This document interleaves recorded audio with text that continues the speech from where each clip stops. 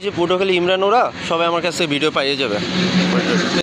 পটুয়াখালীর গলাচিপায় গোপন সংবাদের ভিত্তিতে বুধবার সকালে সুরে ব্রিজ সংলগ্ন এলাকা থেকে ২৬টি কচ্ছপ সহ তাপসী রানী নামের এক নারীকে আটক করা হয়েছে। গলাচিপা বন বিভাগ সূত্রে জানা গেছে, দীর্ঘদিন ধরে তাপসী রানী কচ্ছপ পাচার চক্রের সঙ্গে জড়িত। বুধবার সকালে তিনি মোটরসাইকেল যোগে রাস্তায় রাখা ট্রাভেল ব্যাগের ভেতর ২৬টি কচ্ছপ নিয়ে খুলনা যাচ্ছিলেন। উদ্ধার হওয়া কচ্ছপগুলোর মধ্যে ৯টি সন্ধি কচ্ছপ এবং ১৭টি ধুর কচ্ছপ রয়েছে, যা সংরক্ষিত প্রজাতি। আটককৃত নারীর বাড়ি রাঙাবালী উপজেলার বাহেরচর গ্রামে। পরে বন্যপ্রাণী সংরক্ষণ আইন ২০১২ এর মোবাইল কোর্টে ১ বছরের কারাদণ্ড এবং ১,০০০ টাকা জরিমানা করা হয়। মোবাইল কোর্ট পরিচালনা করেন সহকারী কমিশনার ও executive magistrate Mohammad Nasim Reza.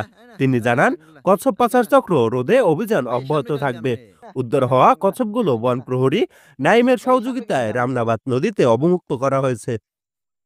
Gopal Haldar, news desk, খবর পটুয়াখালী। আপনি কি আপনার মাদকাসক্ত স্বজনকে নিয়ে চিন্তিত? তাহলে আজই যোগাযোগ করুন পটুয়াখালী মাদকাসক্ত চিকিৎসা সহায়তা ও পুনর্বাসন কেন্দ্রে, পল্লী বিদ্যুৎ সংলগ্ন স্বাধীনতা সড়ক, পটুয়াখালী।